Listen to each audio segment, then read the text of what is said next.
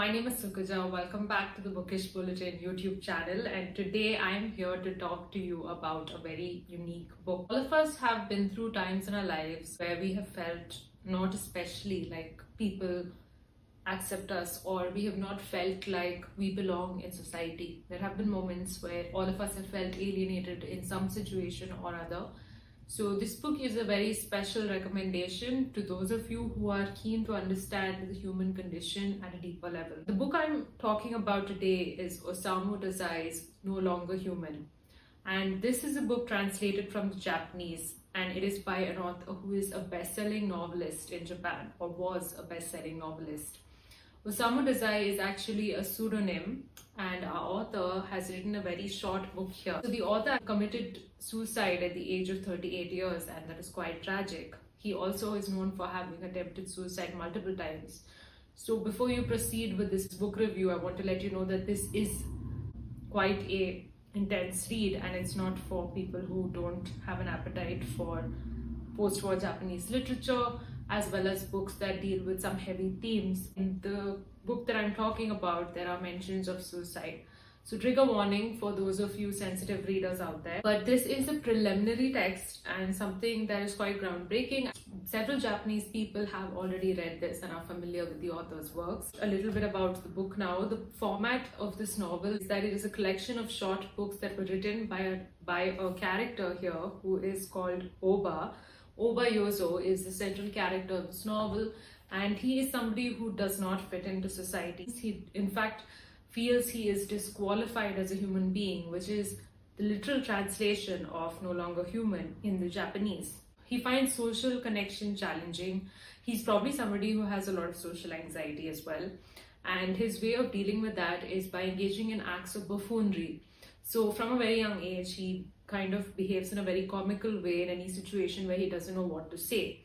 He's also pretty self-aware in the sense that he knows women like him. He goes around assuming that women do like him, which is kind of true. Women do like this narrator, and he writes 4 short books that are this novel here. Dazai claims that he found these 4 books that belong to one person named Obayozo, and that's how he ended up writing this novel. So what is interesting about Osamu Dazai's works is that there are elements of his own life in his works, unlike several authors who refrain from doing that. Dazai is somebody who has inserted himself in his novels, which is kind of partly autobiographical. Since it is my duty to tell you about trigger warnings, I also want to mention that there is a scene of sexual assault in this book. And one particular problem that I had with this book is the fact that the author does not approach women in a very nice way. And I find this to be the case with a lot of Japanese literature, especially Murakami's writing as well. Let me know if that is something you have noticed. Women are described in a sort of denigrating way. And I don't know why a lot of readers who absolutely love this book and have rated it 5 stars on here, on YouTube, have not mentioned that they had a problem with that particular outlook of the writer. Correct me if I'm wrong. I'm really open to like other perspectives on this, so that is one thing I wanted to call out. The reason why modern readers still resonate with the writing in this particular book is probably because we all have felt othered at one point or another in society, and all of us have felt like we don't really fit in, and there is that level of alienation that we do face even in modern society. Writing is raw, it's not embellished, it's not got any of that need to impress that most writers tend to have when they write a book. They're self-conscious that they want to kind of impress with their writing. This novel does not do that, and it is so raw. It's like almost as if he is just writing to kind of make himself okay with his life kind of thing. So that's what this novel is. On the first reading, this is what I'm gathering, but I bet like reading it again and again will probably give me further insights into the text. There were also references to Western literature in here, some Western mythology like Italian myth like Dante. So basically this is about a novel that's semi-autobiographical. The guy really hates being human, but does not consider himself normal, and thereby questions what is normal in society anyway. He's a bit of a rebel, and his existence is a rebellion, a very Albert Camus thought there. Yeah, I can't believe this was a bestseller in Japan many decades in a row. I can kind of understand why the Japanese have existential crisis. As a character, Yozo seems like somebody who is full of self-loathing. He's probably very depressed as well. So this is a very depressing book because it is character-driven, and there is no real character transformation that happens, in my opinion, throughout this novel, and it is just a collection of short notebooks that were found because this person is so disturbed that he ends up going into a mental asylum. I hope that wasn't a spoiler, but yeah, so he's not mentally stable, which is why probably he refrained from like giving his books up for publishing, and they had to be found by, somebody who stumbled upon them, later the author himself here. So it's a novel in a novel in that sense. He's also a little bit full of himself. At least he comes across as somebody who's very full of himself. He's got a generally negative perspective on the world as well as women.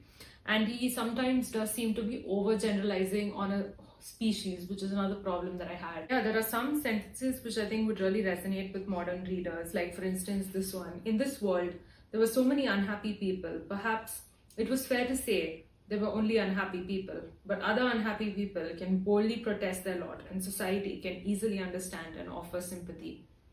Unhappy people are sensitive to the unhappiness of others.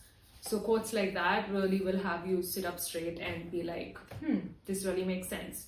So there are a lot of moments like that in this book, which is why I think it's still something worth reading, and it is a bit philosophical also in terms of the outlook of the narrator here. And I think it's a good introduction to Osamu Dazai. Would I want to read another Osamu Dazai? Yes. But will I be mentally prepped before I pick up one of those books? Yes, I will be, because I know it's going to deal with something along the lines of whatever I mentioned here. But correct me if I'm wrong. Tell me if there's a book that's very different from No Longer Human. I'd be interested to know your thoughts if you've read this book. I'm sure this is the kind of book that requires more than one reading to really dissect. That's not something I'm really looking to do at this point.